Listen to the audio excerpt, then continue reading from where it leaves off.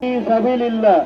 আল্লাহ তাআলা বলছেন জাহান্নামের আগুন থেকে বাঁচতে হলে আল্লাহর প্রতি মানানো, রসুলের প্রতি মানানো এবং তোমাদের সম্পদ এবং তোমাদের জীবন দিয়ে আল্লাহর পথে সংগ্রাম করো।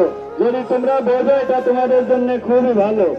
এবং সাথে সাথে যারা এই কাজ করবে ইয়াগফিরুলাকুম যুনুবাকুম, আল্লাহ তাআলা তাদের জীবনের সব গুনাহ মাফ করে দিয়ে এমন জান্নাত দান করবেন তার নির্দেশ ঝর্ণা দ্বারা প্রবাহিত হবে। সম্মানিত হাজিরিন, রাসূল আফফান রাদিয়াল্লাহু তাআলা আনহু وعلى سيد الله الغالب امير المؤمنين علي بن ابي طالب رضي الله تعالى عنه وعلى الكمالين النور ابي محمد الحسن ابي عبد الله الحسين رضي الله تعالى عنهما وعلى امهما سيدة النساء فاطمة رضي الله تعالى عنها وعلى امه المكرمين عند الله وعند سابر المؤمنين ابي هريرة الحمد لله بالفضل الله رضي الله تعالى عنه وعلى الباقية من الاشد والشد الذي بايعوا تحت الشجرة اللهم اغفر جميع المؤمنين والمؤمنات والمسلمين والمسلمات برحمتك يا আমাদের পরিবেশনাটি ভালো লেগে থাকলে লাইক, কমেন্ট, শেয়ার করে সবার কাছে পৌঁছে দিন। ধন্যবাদ।